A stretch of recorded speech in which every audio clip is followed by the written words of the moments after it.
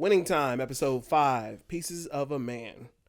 Opening scene, Lou Alcindor makes the transition to Kareem Abdul-Jabbar after what seems to be stories of a young black man getting killed by the police, which actually goes hand in hand with the fact that his dad was a cop, which I did not know. Crazy. Yep. From there, we fast forward to NBA opening day. Claire Rothman tells security to allow ticket scalpers to fill the seats. I thought that was pretty crazy. Yeah, because right now, perception is reality for them. They need to make it seem like they the hottest ticket in L.A. Yeah. Yep. Jeanie Buss wants the Laker girls to be even sexier, but that's not the only thing he wants. New awning, speakers up in the club, total perfection. It's details, man. It's like it's very Vegas-esque. Like push you towards the aesthetics. Push you towards the aesthetics. Aesthetics, details. Because that's what allows me to charge 6 times what a beer costs in any other market here. And you'll pay it because of where you are.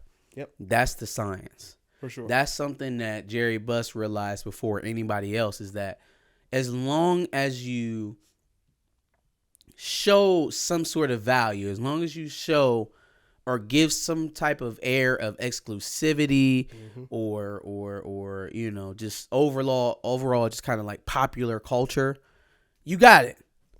Hey, let's put a row of seats on the floor in between the announcers and the players for celebrities only to sit there. So the most visible people in the room will be the most famous people in the room. Oh my God, Jack Nicklaus is here. Oh my God, Marlon Brando's here. You know what I'm saying? Jodie Foster's here. Oh my God, Michelle Pfeiffer, Madonna. Yeah. Now instead of sitting excluded in a press box or a luxury box, or sitting somewhere in the scruff to maybe get picked up by a camera every now and again, nah, put them front and center. And then behind them is rows and rows and rows and rows and rows of people who have also attended. Yep. Right? So now you, the normal guy, can sit in the same arena in the same section with somebody who makes 1,000 times your salary. Now you're gonna pay the premium to get that, but that's why you'll pay. Yeah. That's why you'll pay. Yep. Oh, and afterwards, we have the most exclusive club in all of Los Angeles with the best celebrities. What we selling here, we ain't selling regular hot dogs. No, we selling premium beef hot dogs that snap when you bite into it. Yeah. What do you see when you walk into our bar? Perfection from head to toe. Carpet, lights, women, drinks. That's why that levelness on the bar was so important to him.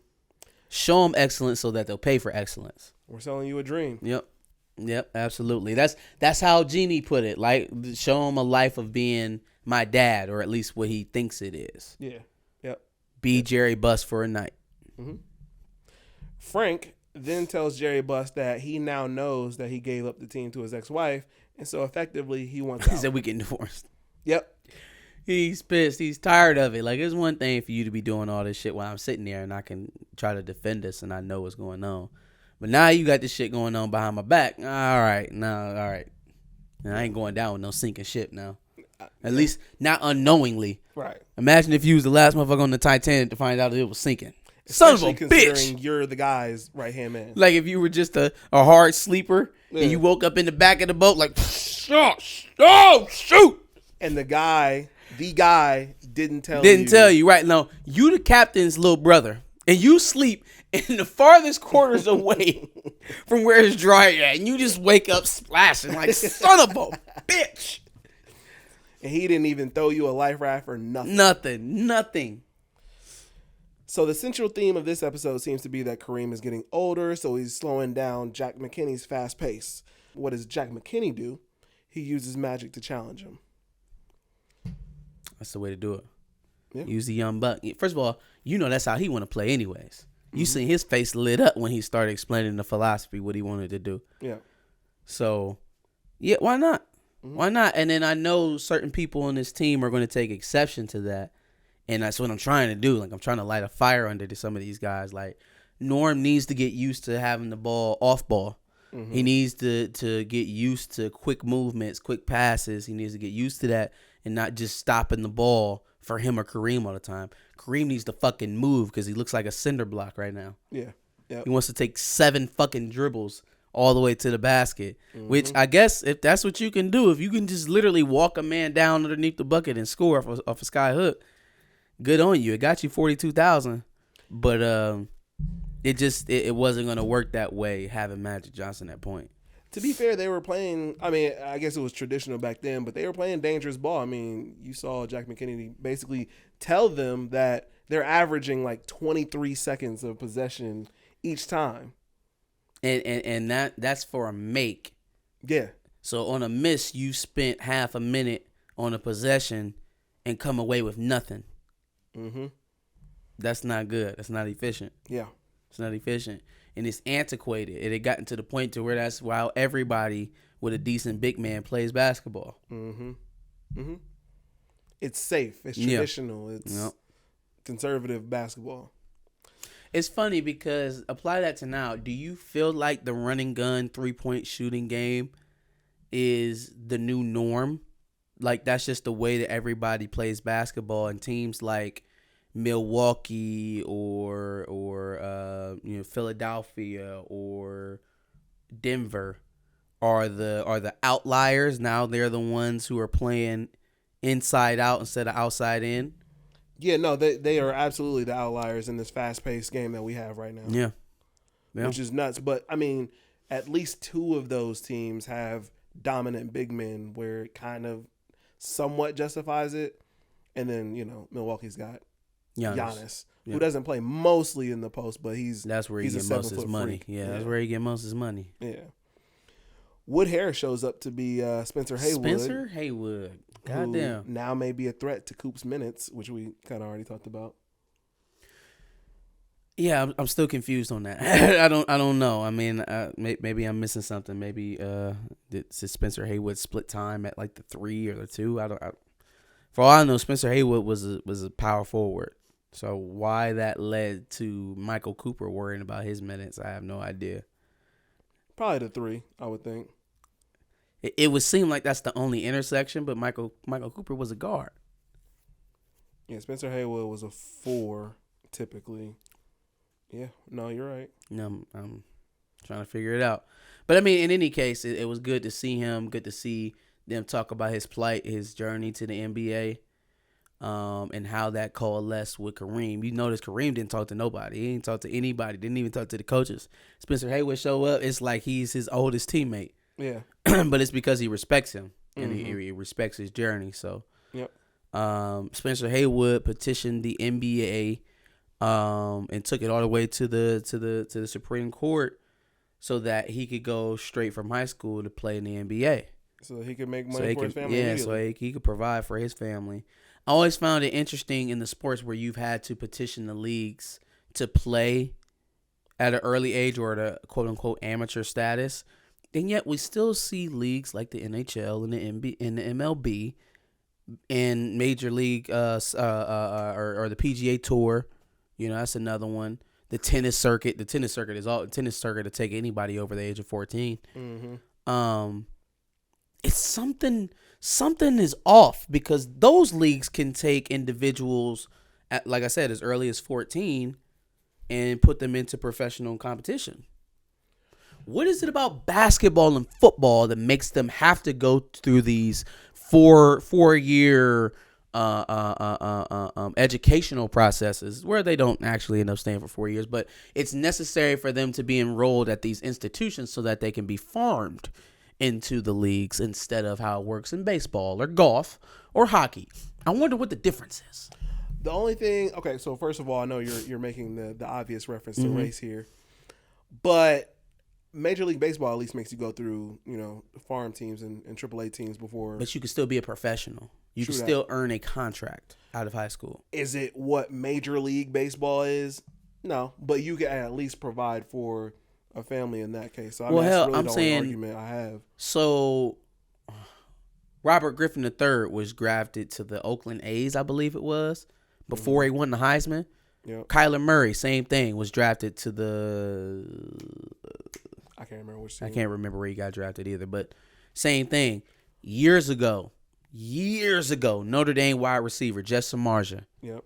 Right? Well, he actually ended up playing baseball, didn't he? Yeah, he tried his hand in the NFL and ended up playing baseball, played for the Cubs, I believe. Mm-hmm. Amazing wide receiver. Got the opportunity to do both. Got drafted, played college football, tried to go to the NFL, flamed out, went to the MLB. Yep. So, I'm just trying to figure out what the difference is. Other Spencer than Haywood that was trying to figure out something too. It's definitely probably has to do with race. Magic tries to sell Kareem on Magic and Kareem, or better yet, Kareem and Magic. But since he's a rook who ain't played a game yet, Kareem ain't really hearing it. Yeah, I felt like that whole speech was very self-aggrandizing. I felt like that was like, so what, bro? Yeah. I'm here. Like, I'm here. The coach wants you to play a certain way. I play a certain way. Everybody else down with it except for you. None of the shit you just 850, shove them up your ass. Are you going to play the way that we're supposed to play? Or are you going to be a bump on the log? Or are you going to be an impediment to the team? Fly the fuck out. Yeah. What are we talking about here? I have played my 841st. Shove them up your ass. Are you going to run or not? Because if you don't want the ball, I won't give it to you. I'll send somebody else to the middle of the floor. I'll dish it to them. I'll try to get it back and work until you walk your lazy ass up the court. Yep. All of that shit that he said to him was irrelevant. Now, there was a point in there where he told him that he's going to have to start showing more respect around the team to earn respect, which was a very valid point. Yes. All the rest of it was blowing smoke up his ass. Yep. You big dicking me for what? Yes, you've done this, that, the third. I haven't done anything. I was at Michigan State last year. Are you going to run the offense? Can we succeed together? Are you going to run the offense? Because nothing you just said changes the dynamic. The coach wants us to do it. The teammates want to do it. I can do it. Are you going to do your part? Straight up and down. I'm trying to figure something out. Game 1 against Jelly Bean Bryant with Kobe in attendance. Hey. Basically, Kareem is like, look, man, I'm going to get my 30 and 10 by the end of this fourth quarter, and that's all that fucking matters to me. That shit pisses me off. And then they won by 1 point. So he legit had to look at the box score and be like, damn. Yep. 30 and 10. Son of a bitch. And that be that kind of thing. It's like, you know what's right. You know he knows what's right. But if he's going to be belligerent about it, he could literally just give you everything that you're asking for, but in the most passive way. Yeah. It's almost how LeBron scores now. It's like, or Westbrook for better yet. It's more so how Westbrook scores. Because I keep looking at his season average and seeing it at 18, 19 points a game, and I just don't understand how. I'm like, how? Where is he doing that shit at? But then you got to think, Anthony Davis to miss like 50 games. LeBron to miss like 40 games. You know what I'm saying? There's a lot of garbage time where Russell Westbrook is still in the game playing, being able to score because the Lakers are getting blown the fuck out. Mm-hmm. So that's kind of the level of effort he's giving right now. It's like, well, I'll find a way to get my average. And if I get my average, then we should be okay. At least to the point where nobody can blame me for us not winning. Yeah. You know. Yep. After getting into a scuffle with Magic, essentially telling him that he needs to behave more, Kareem heads to a mosque and gets a lesson from one of the gentlemen there about his name, Kareem Abdul-Jabbar, and why God made him tall and yet gave him knees so that he could pray. I thought that was a nice little scene. I like the idea of him refuging in his faith, you know, finding some sort of relief from the stresses that he's going through. Mm-hmm. Just sometimes you need somebody to put it in a different perspective. Yeah. And I think that's what he did for him. It's like, you just had this conversation with Spencer, because that was the first thing. Mm-hmm. Spencer pulled up to the crib and they was talking to him about, you know, his time in the league and how he was bitter towards all white people and all the youngins who is now being able to come in straight out of high school when he wasn't. He's listening to him tell his tale about how he went through all those emotions and it gave him nothing. Mm-hmm. He didn't get anything from it but more stress and heartache. Yeah. And so now you juxtapose that against what's happening with Magic and Kareem.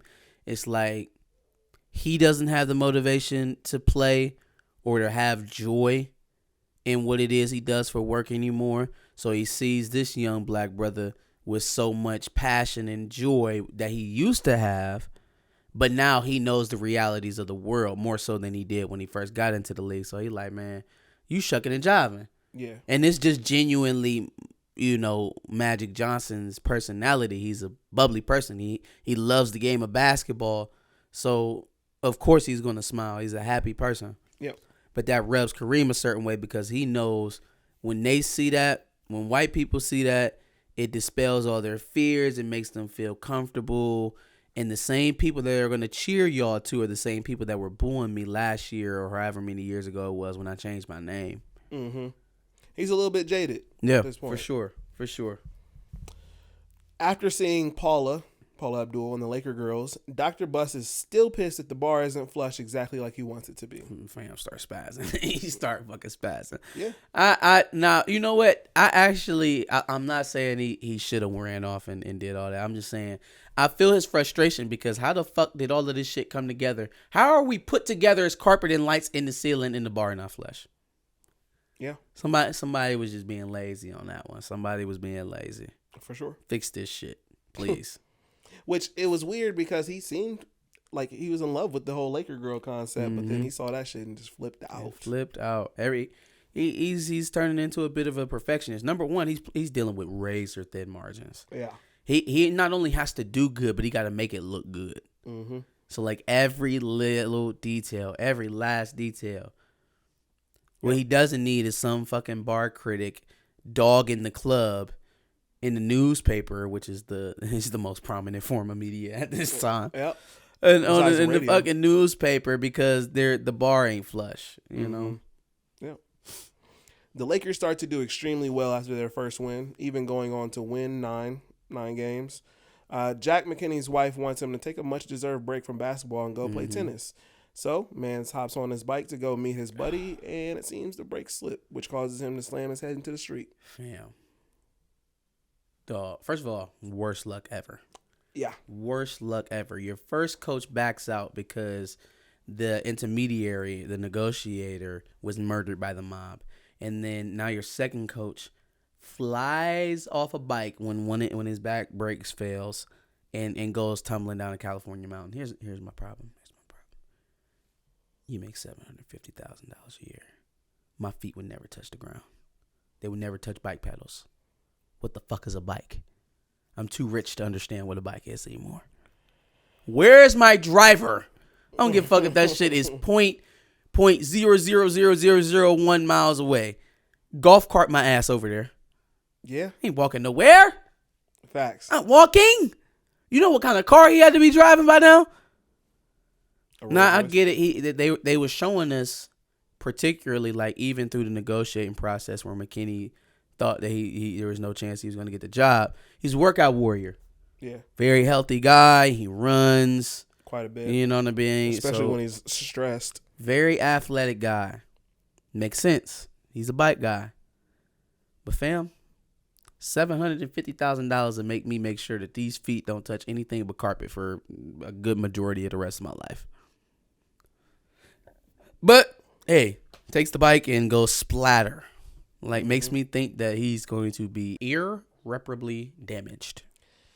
Yeah, and if I wasn't aware that Jack McKinney coached other teams, I would have thought he was dead. He would have been done. Yeah. The way that he fell, I thought it was like, damn, they done killed another one. Sheesh. Yeah. That is fucking terrible luck. I know by now Jerry got to be thinking like, man, this shit is cursed. I should have never bought this shit. Oh yeah. I should have never bought any of this. Oh yeah. Especially considering now at this point, the replacement is Paul Westhead, who was just teaching English. Paul Westhead, right? Who was counting his blessings to get out of the school that he was coaching at. The high school. Yeah. So definitely a rough patch going on right now, especially since the last time we saw Jerry Buss, he was pissed about the bar not being flushed, and so now he's got to deal with this shit. Oh, he's going to be a lot more pissed than he was about that goddamn bar. 1,000%. Especially since the Lakers were what up. the fuck was he doing riding the bike anyway? Yeah. Yep. Paying the man $750,000 a year. Buy a Bentley. Buy 2. Make sure you guys like, share, and subscribe. Give us your thoughts on episode 5 of Winning Time, the rise of the Lakers Dynasty. In the comments below, tell us what you thought. And make sure you check out our playlist for the show. We're obviously recapping every episode. We even had to go back and recap everything. Yeah, this will never happen again. This will never happen again. But make sure to subscribe because we're going to be doing the show every week.